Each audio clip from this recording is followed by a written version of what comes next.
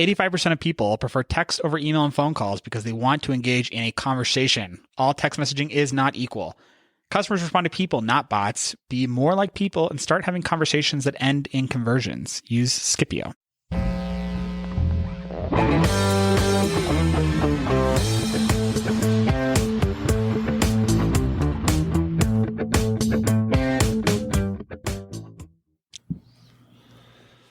So, Andre, I need to talk to you about a recent addiction of mine. Go on. So I'm scrolling through YouTube. I watch a lot of YouTube, and sometimes they get me and sometimes they don't get me. But lately they got me. And it was with this guy called GeoWizard. And it's this video of this guy and he's playing this game called GeoGuessr. And the premise of the game, GeoGuessr, is really simple. You get thrown in like a Google Street View and you basically have to guess where you are. The closer you are to where you guess, the more points you get, right? This guy, like, legitimately was blowing my mind, time after time after time. I was like, what? How can anybody even be this internationally intelligent? Like, it was blowing my mind. And so I was like, hey, like, we should play this game. And then you're like, oh, duh, it's GeoGuessr. Mm-hmm. And anyway, so I've been playing it basically just nonstop ever since. You've been really into it. And what has just been like heartbreaking for me has been how good you are at it. So like, I love GeoGuessr. I've played a billion games of GeoGuessr. I think it's really fun. But apparently I wasn't playing like in the same league as Scott is, because you and all of our friends like just blow me out of the water every time, which I'm not used to at all. Right. Yeah. No, I found, so I've shared it with my family and friends and whatever, and it's either I found a game that you're like, this, I like this a lot, I want to play a bunch of this, or you're like, I suck at this, I have no interest in this. Yeah, like you're either all in or you're not all in. Anyway, it's like for a certain type of brain only. Yeah. I don't know what. I showed it to James English and he was just like, this is so great. Really? I wasn't sure if you were going to say that he liked it or that he hated it. But this, I'm telling you, even if you have no interest in playing, this GeoWizard guy, like, he'll do things. He puts this one rule where it's like 10-second challenge where you can't move. You have to pick where it is in 10 seconds. So it just pops up and he's like, okay, it's either Mongolia or Kyrgyzstan. I'm gonna go Kyrgyzstan. He picks a place and he's like 2 miles away. And it's just it is crazy. And he like notices like the sun and like where the sun is and all this crazy stuff. We're clearly in the northern hemisphere here, and like, that sign, so way in the distant, Anyway, and he like picks all this up in, I mean, really, it's like 7 seconds of actually observing, and then 3 seconds on the map. Yeah, just crazy. He's a whiz. Anyway, thieves, if you're looking for fun, it's a great. What's great about it too is it's a great time suck. It's a time suck, but it's also a game you can play really passively. Yeah, like you can play one round and just like put your phone down, or like play when you're in the bathroom or whatever. It's a good time. GeoGuessr. Sponsor the podcast. Seriously. Let's do a podcast. Let's do it. You're a thief and a liar. I only lied about being a thief. Steal. Lie. We're gonna steal the ship. Commandant. Lord Lieutenant. An idea that is fully formed, fully understood, that sticks. For someone like you to steal? Ideas are bulletproof. I'm gonna steal the Declaration of Independence. Steal this idea. Hello again, thieves. We're back. We are back. We are here. We are excited. We're healthy. Did you ever get, I never got coronavirus. Did you ever get coronavirus? I did not, but I am getting vaccinated this week. Yeah. Can you believe it? I've been I have assumed that like I just never was going to be in line. I assumed it's like, it'll be like end of the year before I go in. But it seems like in Utah, at least, they've got it. I mean, you should check coronavirus.gov or whatever. You can check your eligibility. My parents, but no, I never got it. Yeah, and I feel like literally everyone around me got it. Like, our whole friend group has had it at this point. Just not us. It shows like we've been really responsible, I guess. Yeah, I mean, the most. Well, what's funny is I've actually been going to work for the last 6 Yeah, you've been in the office like almost the whole time. But it's crazy. But when I did for like a week and a half or 2 weeks not going to the office right before we were having our baby, so that's like. But no coronavirus on this podcast. Maybe we just have superior immune systems. Anyway, Thieves, welcome to Steal's Idea, the only podcast where every week we give out genius business ideas for you to steal. Apps, software, brick and mortar, restaurants. It could be literally anything. Me and Andre have a very exhaustive background in sales and marketing. We just don't really have the time or the means to do these things. So we present them to you to steal and to become rich and famous. And we have a good show today. I have 2 workshop this ideas that I'm excited to get your thoughts on. And then Scott and I were talking, and it sounds like we both have a problem that we're looking to solve. Yeah, fixie or something. Yes, I don't know. We need to come up with a name for the Fix It segment. But Scott and I have a problem. We don't know how to solve it. We want to talk about the problem and see if we can help ourselves come up with an idea to solve it, which is always fun. And I think, do we have a mailbag? Do you want to do, or if we have time, we have one in the mailbag, but we'll see. But yeah, before we get to that, let's top into a little bit of good idea, bad idea. All right, Andre, how about you go first here? I will go first. So mesmerizeapp.com. I think that you sent me this on Instagram. Does that ring a bell at all? Go ahead and share your screen here. Oh yeah, let me do that. I want to see. Mesmerize app. Oh, I did send you this. Yes, did you? That's what I thought, but I couldn't remember. Because basically, I got this ad that's like this really psychedelic, like spinning thing, and it was like, relax with this visual thing, and I was like, what is this? So I sent it to you because I know sometimes you're like a little bit of a nutcase. I don't know where you have a weird sleep schedule, so I was like, oh, maybe. Yeah, I mean, so Scott knows that like I'm up until like 2, 3 a.m. every day. So I wouldn't say I have a hard time falling asleep. Yeah. Or that I'm like an insomniac, but I definitely don't have a healthy sleep schedule. So Scott sent me mesmerizeapp.com, and it's this app called Mesmerize, visual meditation. And essentially it has these animations that you can watch while you listen to meditation tracks, and you can layer on like peaceful sounds and all of this different stuff. So, Scott, I assume that you did not experiment with this. I didn't know. And I remember I sent it to you, and then like later that night, you messaged me and you're like, I kind of dig this. Yeah. So did that stay true? Yes, that stayed true. I use this app every single night.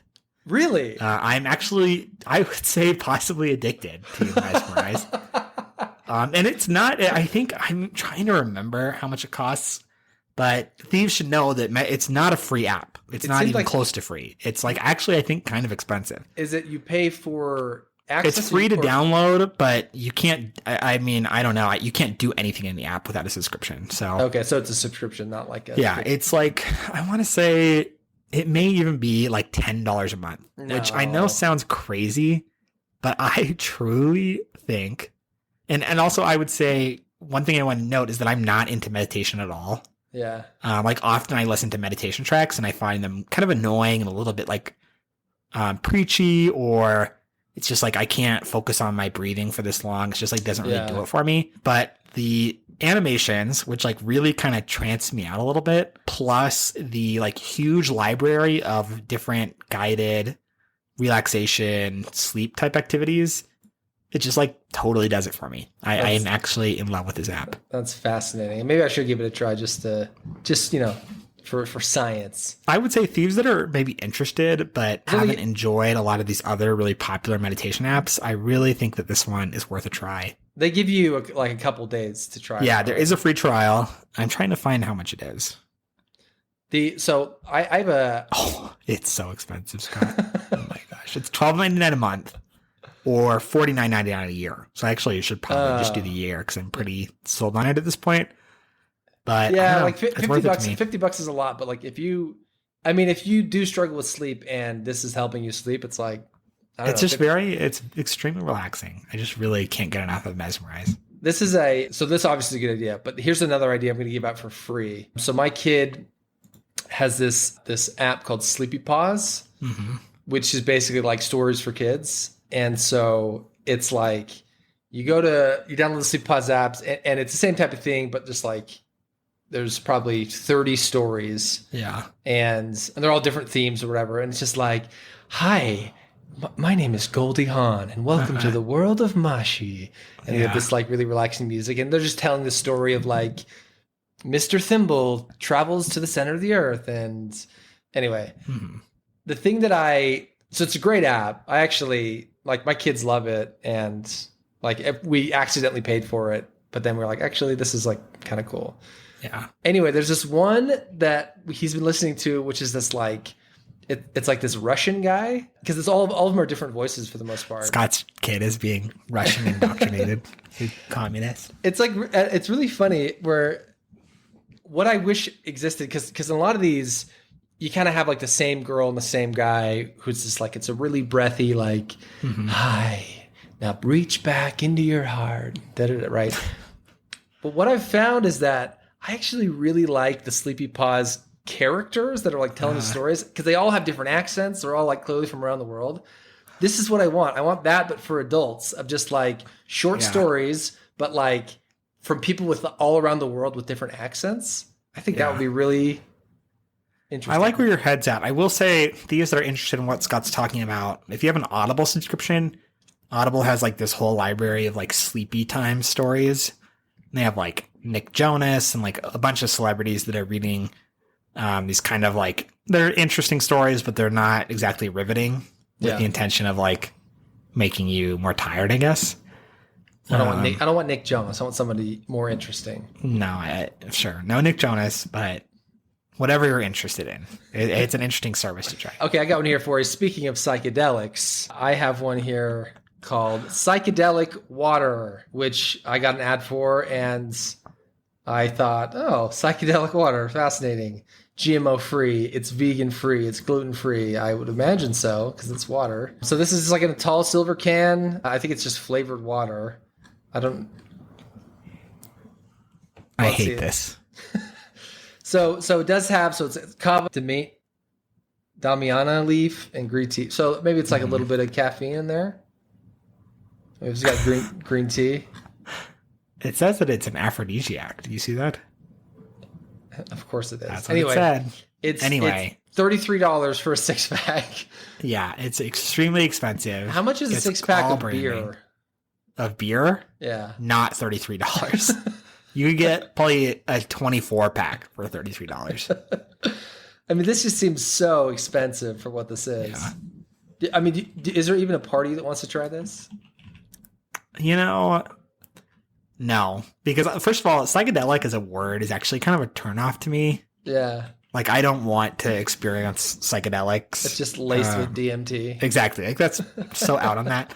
And also, like, to talk more about Mesmerize, like, Mesmerize is just interesting to me because it, like, kind of draws me in and focuses my attention on these animations. But I'm not trying to purport that it's, like, I'm mesmerized by the weird animations or anything like that. This is clearly a scam, in my opinion. What's the website for this? Psychedelicwater.com. Wow. What a domain, honestly. These statements have not been evaluated by the Food and Drug Administration. Yeah, so for comparison, you can get a 24-pack of Bud Light for $20.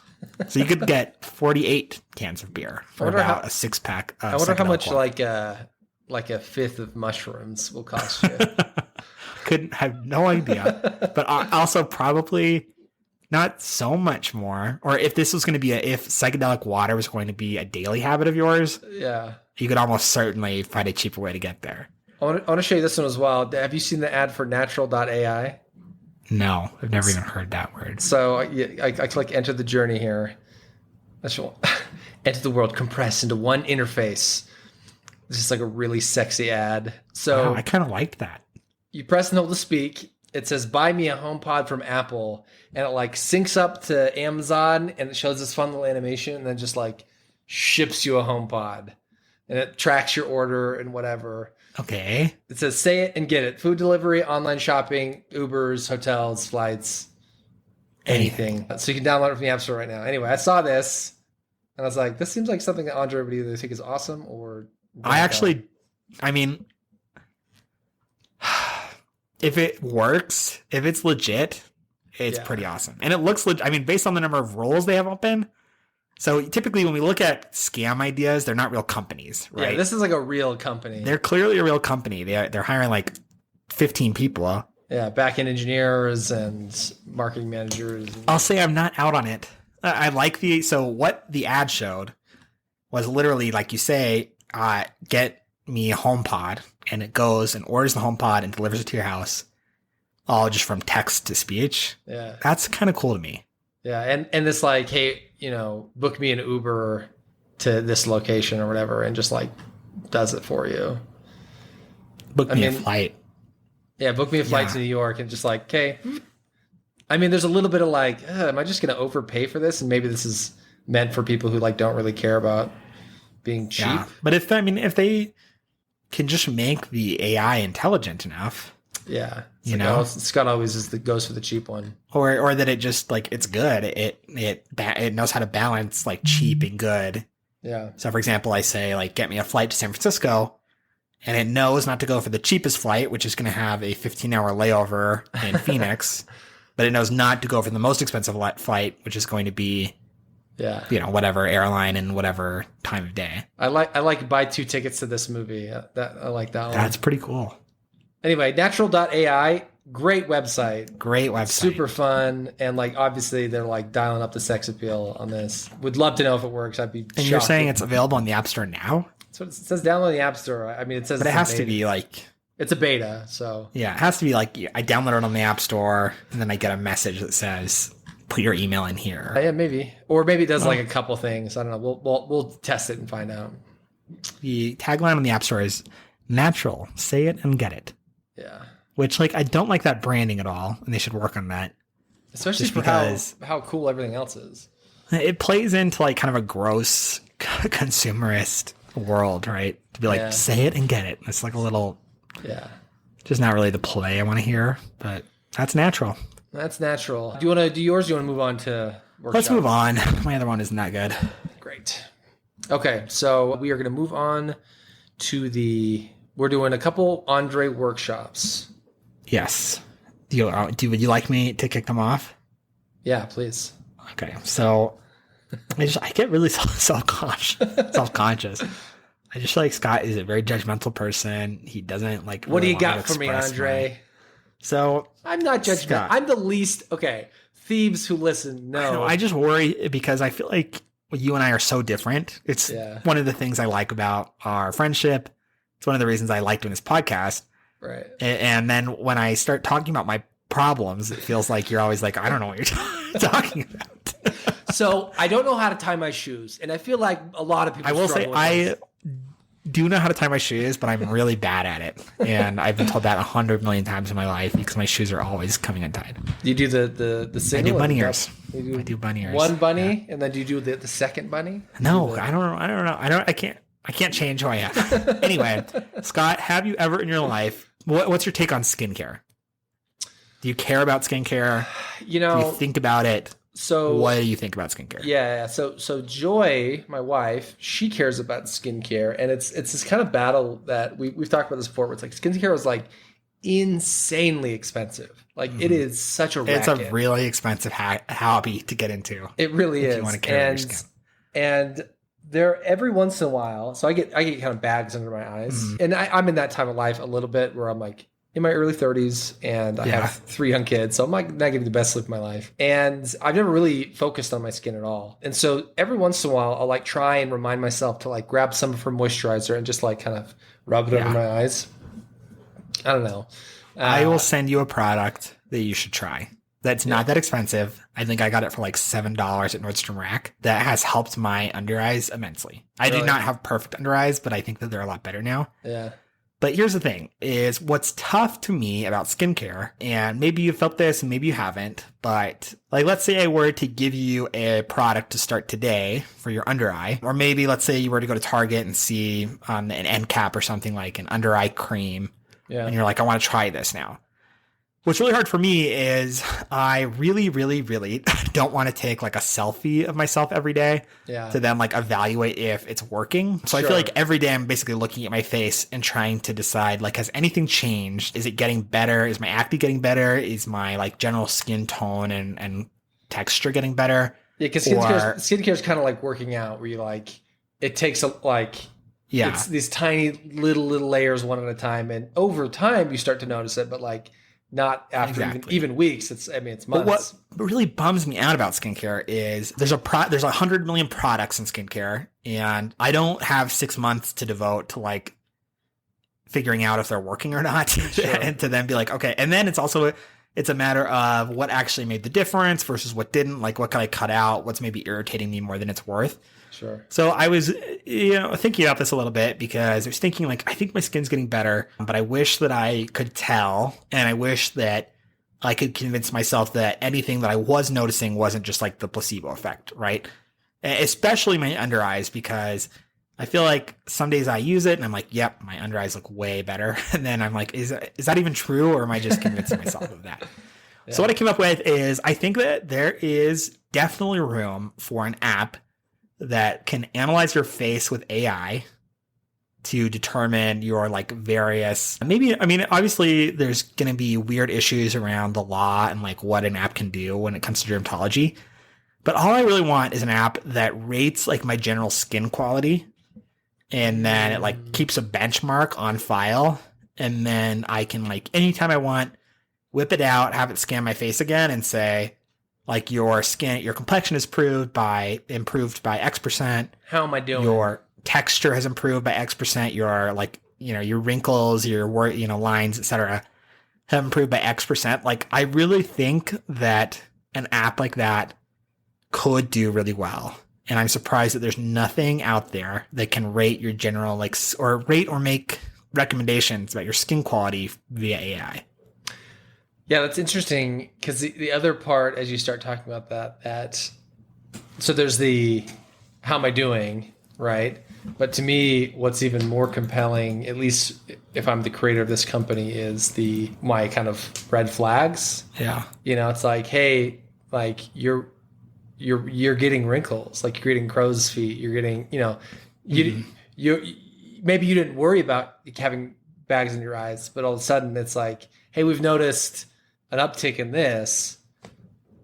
We recommend this product, and then like as you start using it, it's like, all right, now it went from 20% down to 18%. Hey, you're like trending in a direct, keep it up, and it's kind of this positive thing. I wonder, so I mean, the app is probably the easiest play. There's a part of me though that wonders, could you sell like a hardware, like those mirrors that like flip around that are like really close or whatever? Yeah. You almost need a really good camera. And so there's a part of me that wonders, it's like, all right, what if you had a vanity that, I mean, you put your face right up into it and like it can see your pores, it can see everything. Whereas like, I don't know, maybe your phone can do that. But what might be nice, or what might make the technology that much better, is it would be applying the same lighting condition every time. Yeah, exactly. So you have the light ring, and then you have like a mirror, and you have a camera on top, and maybe you have like a place to store your skincare products or whatever. And then like you get, it like maybe has a little chime to like, hey, like check back in, like it's some little reminder system. Well, and picture the simplicity, which is I wake up in the morning, I do my skincare routine in front of this little mirror. And then at the end, like either it knows or I hit a little like touch button on the front. And that means like I've done my routine, which is good. And, maybe it can track like what products you used and things like that. Plays a nice little jingle. And that's when it takes your like day-to-day progress photo.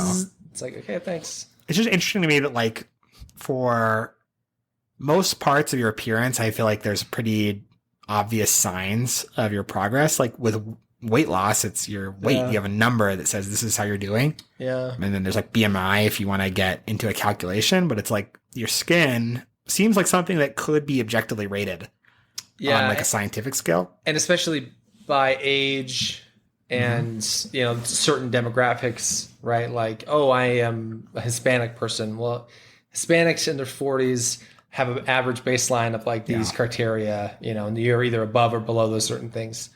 And genetics plays into this, right? Some people, it's just like they get really dark circles because that's they inherit that or whatever. So it's like, oh, in that case, like here are these products that are more geared towards you, that have these more advanced developed conditions or whatever. That's a good idea. And there's something there. Yeah, I think obviously kind of one of those lofty like build an AI to rate skin tone or to rate skincare, but I think that there is something that could be really cool there. Even if it's not all that crazy, even if half of it is just like, it's a thing, it helps keep you accountable, it gives you a health score. Yeah. Like people are drawn to, I mean, it's we know deep down that step trackers are like kind of flawed, Fitbits and Apple Watch trackers, but like we like to close our rings and we like to hit certain step numbers, even if we know it's like a little bit inaccurate sometimes, because it feels good to like hit these benchmarks, these goals or whatever. So I think it would be similar where like you get a score and like you move towards a direction, even if it's like not the most robust AI. I still think it's a good It doesn't have to be like the equivalent of a dermatologist. It just needs to be a kind of objective rating system for skin. Yeah. So I think app for sure. I do think there's a hardware play as well, which you could just take existing stuff and Okay. Well, let's see. Skin CareAI. Skin AI. Face AI. Care Clean AI. I mean, I would almost. This is one of those few ones where, like, I almost wonder if it's you don't call it what it is, like you call it like a brand name, like a Luxio or a Nuvi, Nuvier or some foreign, almost like a makeup, right? Like a lot of them they're interesting sounding names. I wonder if you like lean into that. Okay, great idea. I am experimenting with natural AI. On my phone, you downloaded it. Which I know I shouldn't be doing while we were trying to have a podcast. Yeah. But in my head, I'm fantasizing about a world where we show it off at the end. So my other idea is really, I don't know. Again, I'm like kind of a goofball, but actually I have two ideas that I want to do really quick because they're both kind of back to back. What if, so one thing that Chandler, one of our mutual friends, constantly does to me is he sends me like, I think every song that he is listening to throughout the day. Obviously, there's 100 different solutions for that specific problem. Yeah. But he also did this when we were working like in an office together. I was thinking about that, and I was thinking about how like music is a unique part of like who you are. Sure. That it says a lot about you, and that like people like to share what they're listening to. And then what I landed on is, what if there were headphones with like a display, like a really simple like screen display on the ear cups that like showed the album art of what you're listening to, which I feel like is like really doable actually in the modern universe where everybody listens on Spotify. Spotify has this API. Yeah. It can get album art. It does it all the time. Like, would people do that, do you think? I feel like people would do that. They really do. Yeah. I mean, I think maybe if it was like a classy, sleek kind of black design, a really simple, it doesn't light up a room, but it's kind of really subtle ear cup design that says like what you're listening to.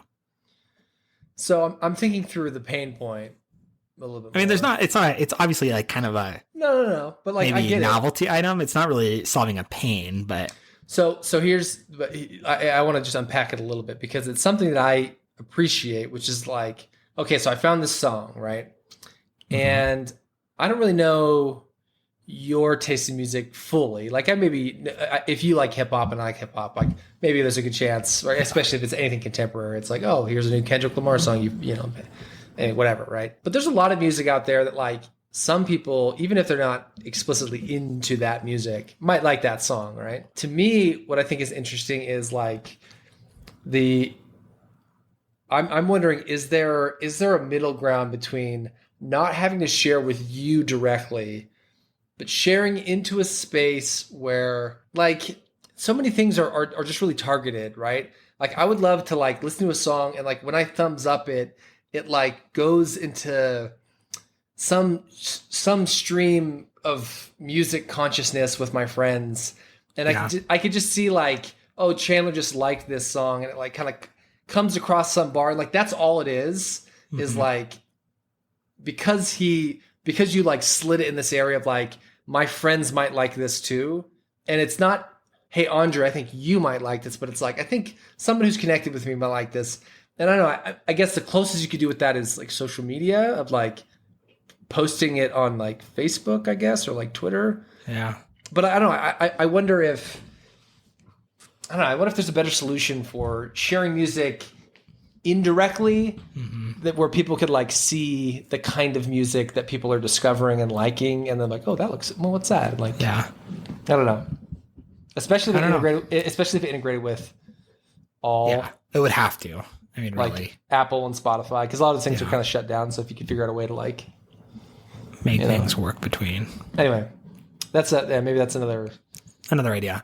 My third idea that we'll do really quick, I swear, is the other day I messaged in Scott and I's group chat, and I said, do you think there is such a thing as a king loft bed? The reason being that I have a king bed and I have a relatively small bedroom.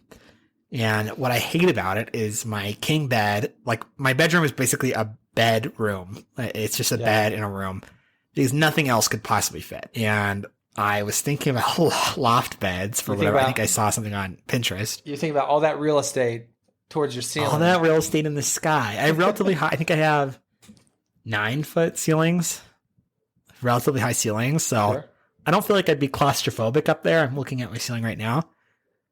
You've slept on some train cars before. You know what it's like. Yeah, exactly. I don't think it's the craziest idea in the world. It is surprising because would it be like the trendiest, hottest bedroom design? No. But I still think that it could be some market for it. Well, and I kind of said this to you of like, yeah. So I think a lot of people, their bedroom is like, especially when you have like a big bedroom, it's this like showpiece, right? You have the big headboard, you get the nightstands. It's from a magazine, right? However, I do think that a lot of bedrooms are like not very functional. It's like you just all you're doing in there is sleeping, maybe watching TV. That's it. Whereas if you did prop up a bed, especially a big bed, and you had like a workstation down below, or maybe that's where you had your TV or futon or whatever, and then you made it a point to like, okay, I'm not going to lounge in bed to watch TV. I'm going to lounge on the couch below my bed. Have a little sitting area that I curate and design, and have a rug and you could have a table, and you could have food, and you could do all the things that like. And I and I sit down there with my laptop and I work.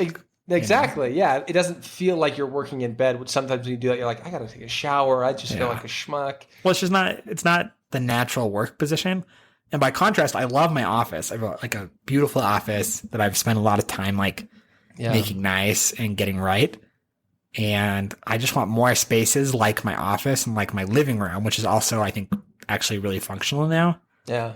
And I hate the bedroom because it's just a huge bed that I can't do anything in there. Yeah, I think especially for people because you're in kind of like a townhome condo. Mm-hmm. Yeah. You know, I definitely working with limited space. Definitely not like small space living, like if I were in a studio or even a 1-bedroom apartment. But I like spaces that I can actually be in. This is the play. Occupy. This is how we do it. We go to Studio McGee and we pitch them on it. We say, this needs to be the 2022 trend. And all of a sudden, these influencers, they just all start doing it. I'll get on it. Everybody gets on the train. I think there's loft beds in every magazine. There's loft beds. It's like a 2-year trend, and then it goes away. But I think that it could be a good idea. Thieves, just think, what would you do with your reclaimed bedroom space if you had a loft bed? Oh yeah, I mean for me, it's like, it would be so great. Then I could literally move my office, because my office is like pretty whatever. But if I could, be on my desktop in my room, in the same room as my wife, like so many positives there. Loft beds, king loft beds. Okay, so. For the last bit here, normally when we're coming up with ideas, at least speaking for myself, I'll realize I have a problem, and I'm like, how can I fix this? And I'll start thinking through like, I could do this and this, and all right. But every once in a while, I have a problem that I don't really have a good solution for. And so, I think, we'll call this like, can you fix it? We can't. We've tried so hard to name this segment. We can't do it. Yeah. Problems. Problem. Problemo. Problemo. Yeah, uno problema. Anyway, what is your problem, Scott? So here's my problem, and I have like kind of an idea, but it could be like, no, that would never work. Great, right? So the problem is this: we bought a house in Lehi, Utah here, and did you build your house, right? We did, yeah. Build it? Okay, we built it, and since the time we built it to now, the value of our house has gone up pretty considerably. This is probably in common with anybody who's bought a home in the last couple Anybody years. who has bought a home in Utah County has experienced the lift that you've experienced. And anybody who lives in Seattle and California and anywhere where it's expensive to live, they get this. So what if there was a way to, I don't know, So because this is the problem, right? remortgage my home in order to get the residual value that I'm Get now that money paying. out. Now, so the problem is, it's like, oh, let's sell our house and move to a different house. But like anything that we want now is now out of our price range. So it's like we're not really saving any money, you know? What is it? Like a rising tide lifts all boats. Exactly. And now all of the homes that you would like to live in are also more expensive. So this is my thought. And again, this might be super dumb. Okay. Take a concept of like a duplex, right? So typically a duplex is for renters who are like, they're not homeowners, right? So what if there was a way where basically you could leverage part of the equity in your home, and there were these like duplex-esque buildings where they were built almost more like townhomes. They're built to sustain bigger families, right? Okay. But they're townhomes, and the deal is, hey, you're not buying this, but you can basically get a 2-year lease for like pretty cheap. And the trade-off is when you you move from your house to this basically like a townhome, but instead of a townhome, it's a duplex type townhome. You move there for like a cheap rent or whatever, and then the market either keeps going up, right, or the market goes down. Right? Anyway, you exchange some of the value of your house when you basically instead of paying an insane amount of rent fee, you basically are giving them future equity when you eventually sell your house, so that you can live cheaper and then maybe rent your house. And like, if you're not getting value because you can't sell, but you could rent your house for 2 years, so that when you eventually sell and like the market's really high, like you're going to give them $50,000 of whatever the sell amount is. Again, I know it's stupid. Have you ever seen that video? And part of this is that I'm not a homeowner. I'm sure that Scott knows a lot more about all of the words that he just said than I do. Leveraging equity, all these different things. I have no equity. I have nothing. Have you ever seen the video where it's the kid and he's like, have you ever had a dream where like, and he says a bunch of nonsense? And that's basically how I feel right now. So just get me through the idea one more time. Okay. So wait, so the problem is, to reverse way out, the problem is you're a homeowner, you've accrued. So my house is worth, let's just say, a couple $100,000 more than it was when I bought it. Now you're like, wow, there's all that money that I could have. It's all the money I could have, but like I can't really access it, right? Because I don't really want to leave Utah, right? And if I were to go and say, oh, well, maybe we'll just go move into a rental, to rent is really expensive, right? Mm-hmm. And so the idea is, it's like kind of an institution where they say, hey, we're going to give you like really cheap rent. But the trade-off is you are giving us future value of your home once you sell it.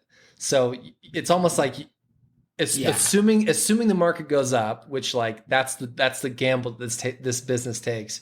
You're going to give us a certain percentage of the sell value of your house. And what you get in return is you live here for like really cheap, and you get to rent out your house for a year or two and basically collect that, like capitalize on this market. The $1,000 that you are just like not really getting is now going directly into your principal or whatever. You're able to pay off your house quicker.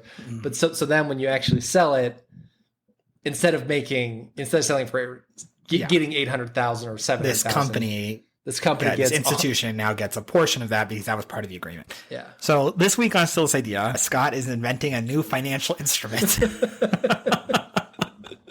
Which is like home equity, like rental home equity futures, future units. Like we package them all up and then we sell them to investment groups. It's so stupid.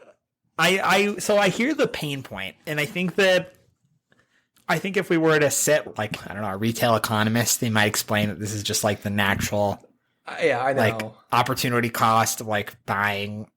I mean, you would be experiencing the same problem if you had bought GameStop and you were like, okay, well, like I have this really like valuable stock unit, and it's like, do I sell it so I can get the money now? But the difference is it's not just a commodity that like is worth Yeah, the more difference is now. that you need somewhere to live. that like is worth Yeah, the more difference is now. that you need somewhere to live. Well, but not that only you need somewhere to live. It's like we have friends here, and we're like I'm Yeah. close to work, and like there are all these other factors that are like really specific to me that like don't add any value to my house, but add lots of value to me. Mm-hmm. And so if there was a way to basically like still keep a lot of that, where it's like I'm still living in Lehigh, I'm still close to things, but instead of just paying really expensive rent, Mm-hmm. I'm like trading. Yeah, I get it. I really do get it. I do get, and I get how a company might say It's a we gamble are a little able bit. to profitably rent a property at X rate, and the way that we make up the profit, or the loss that we're taking in the near term on property that we're not really making any money on, is that we know that his appreciable asset, his house, Right. will someday come to term, and we're going to get X% of that, and that will, like, you could do the math and figure out how to make a profitable business on that.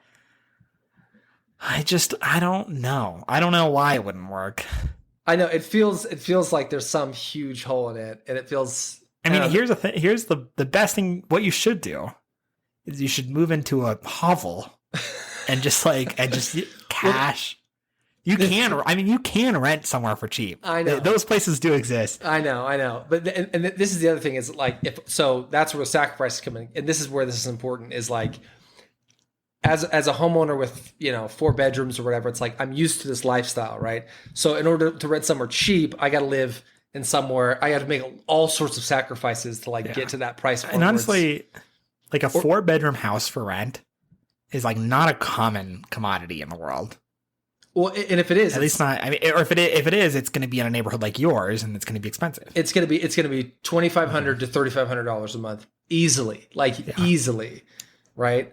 And that's way more than my mortgage. Yeah. And so if it's like a really nice, take your complex, right? If the people who owned your complex said, hey, we're not renting to people like Andre who like aren't looking, we're renting to people who like have this asset. Yeah. So we're only homeowners. Yeah.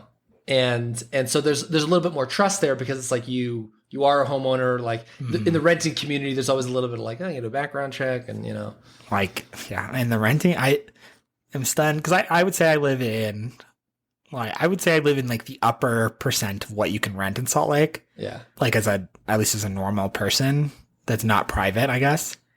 And I still have like some of the sketchiest, worst neighbors in America. That's what I'm saying. Like, honestly.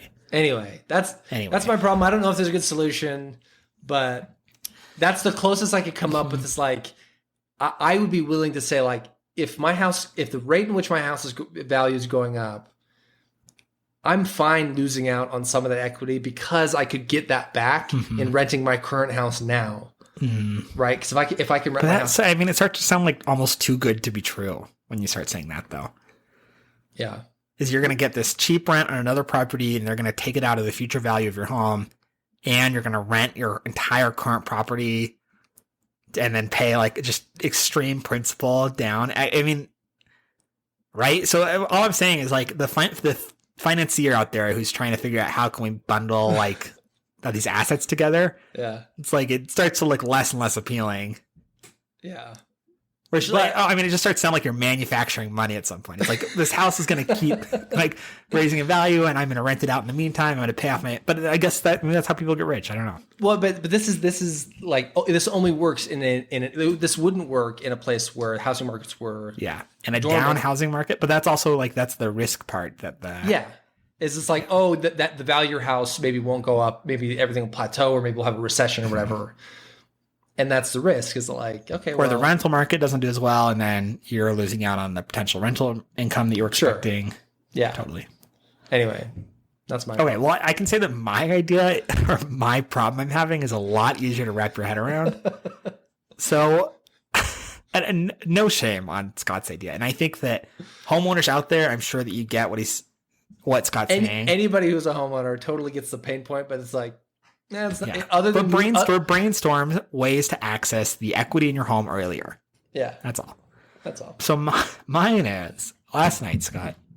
So Abe and I, we went on to Disney World not too long ago, and we got behind on laundry. And you got engaged. We got engaged. Well, we got engaged in Disney World, and then we got behind on laundry. Because you go on a trip, and then you come home, and you don't really feel like doing the laundry from the trip. Your bag and just you wear sits there. all the stuff that you have in your closet that you didn't take on the trip, and then before you know it, it's like, wow, I feel overwhelmed. So last night, I stayed up imagine until... Now imagine you have 3 kids also. Yeah, I know. Having kids is hard. Just saying, I know It my sucks. wife. I know my wife is going to be like, Andre thinks laundry's hard. Well, wait till he has kids. I don't. I'm not saying that laundry is. I I'm not saying it's harder for me than anybody else. I'm just saying that I'm human and I got behind on my laundry. Yeah, That's go all. on. Sorry. That's all I'm saying. I'm not saying. I know that your family's laundry is way, way harder than mine. I know. I just did the thing I hate the most, which is just like when somebody is like, "Oh, like we're having a kid," you know, they're like, "Well, you know, enjoy sleep while you can," you know, this really negative, like, Yes. "Oh, you think that's hard? Like my life's hard," you know. That's what you're doing to me right now. That's what I'm doing. Anyway. So we got behind on laundry, and then last night I got really serious. But throughout basically all day yesterday, I did like 100 loads of laundry. Then I got it all laid out in my office, and I just did laundry until 2 a.m. and I put it all away in the closet, and I did towels and everything. So by the time I went to bed last night, like we were completely caught up, and everything was in its place and folded, and there was no dirty laundry anywhere in the house. You got Clorox underneath your fingernails. You got dryer lines coming out your ears. Exactly. But then I wake up this morning, and I'm like, wow, like I feel like I'm now owed quite a bit, which is like, so I said to Abe, my fiance, because I just bought 2 new light fixtures that I want installed in the bedroom. I was like, can you install these light fixtures since I did all the laundry? And he has not yet gotten around to it, and I don't know when he'll get around to it, which that's kind of nagging me. So I'm trying to figure out, like, is there a framework that we can all adopt? Is there an app? Is there a workbook? Is there something that we can do for single or for couples in America to create like functional equity task sharing?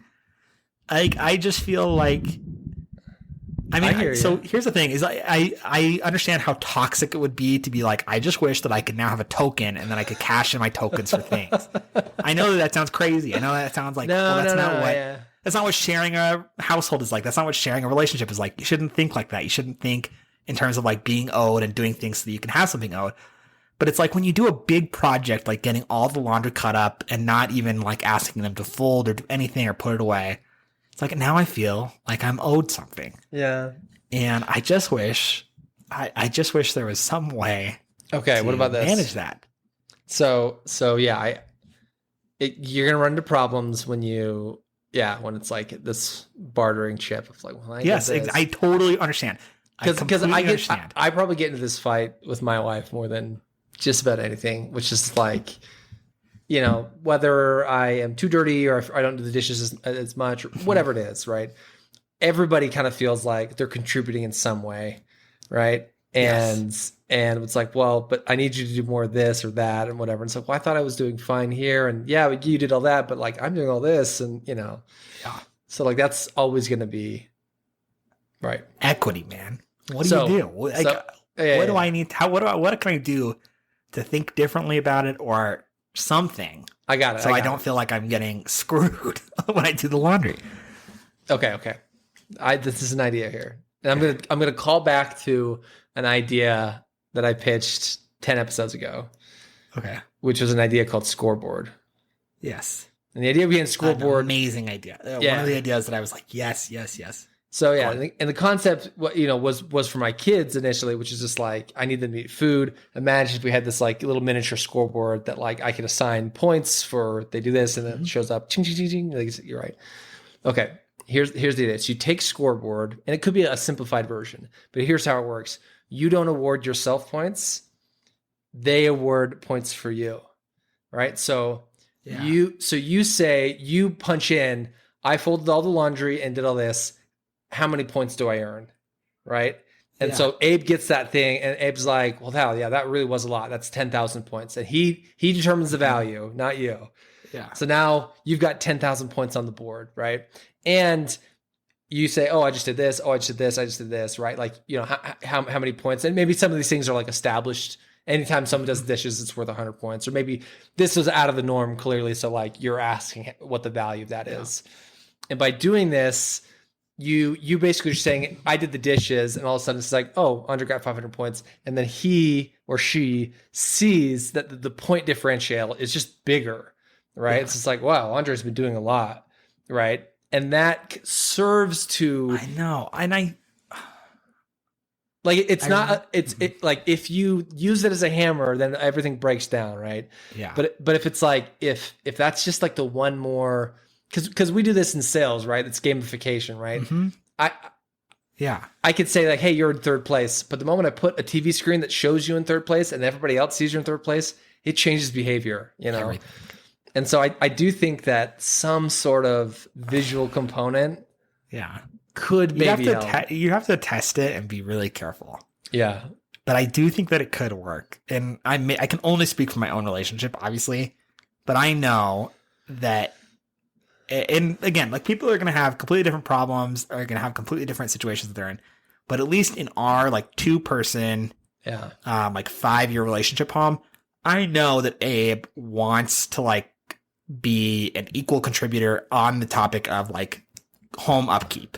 Right. Cleaning things, taking care of things, putting things away, all that stuff. And I feel like I also know that he understands the value of doing laundry.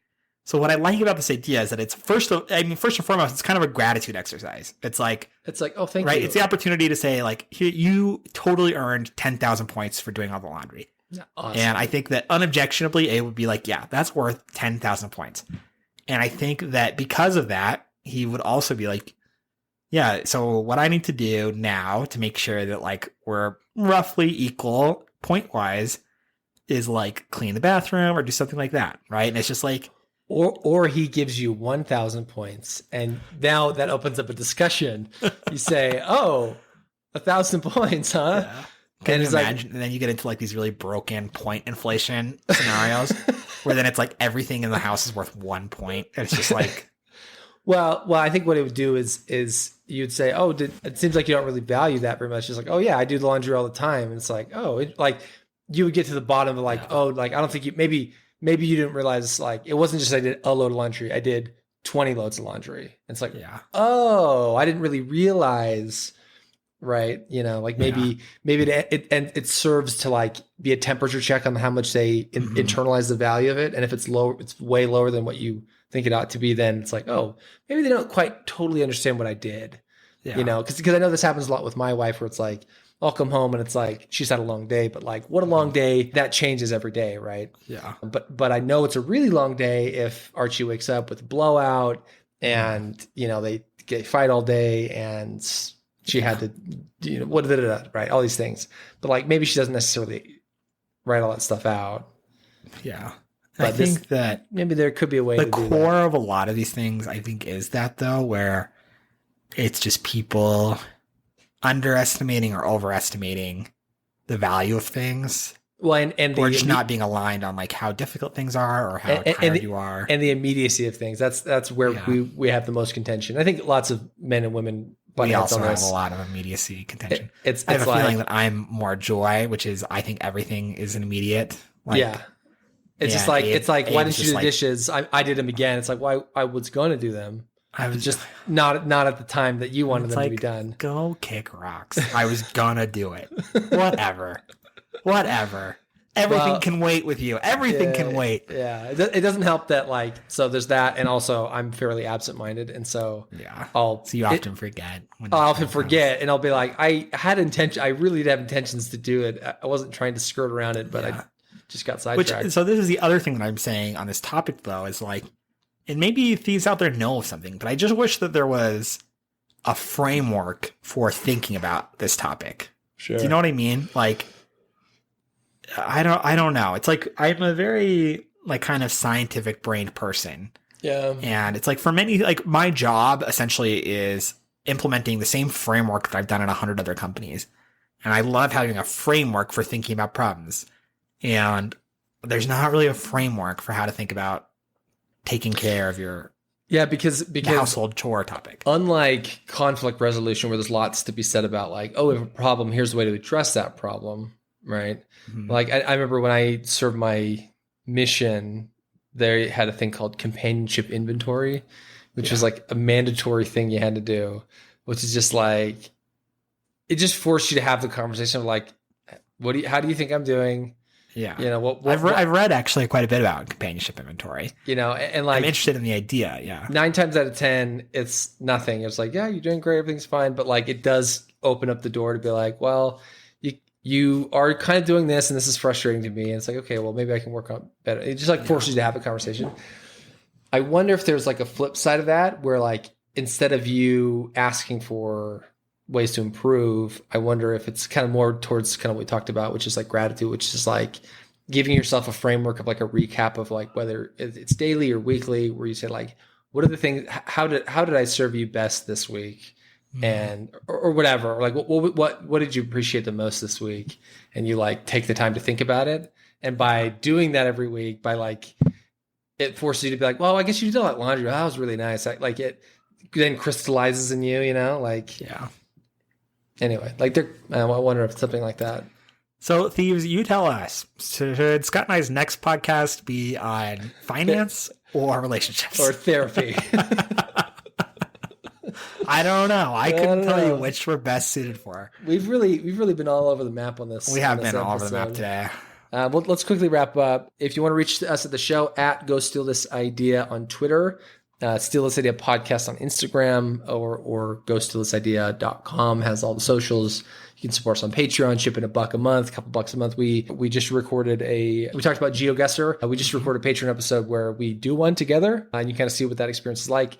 All of our Patreon episodes are filmed, so you can see me and Andre interact and tell stories and kind of have a more, you know, that much more personal, you know. It's a lot of fun. Less scripted ideas per se. So yeah, and it's a great way to support the show. I mean, we would love to only be supported by Patreons so we could just do this forever and quit our day jobs. Can you imagine? Can you imagine? We'll need a few more listeners, but Think of all the chores we could do. think of all the chores we could do. And yeah, leave us, share us to your friends. We love hearing good feedback of just like, oh, I listened to this episode, I really liked it. Anything else, Andre? I think that's all. That's all, Thieves. We love you. We appreciate you. And we will catch you in the next one. Bye.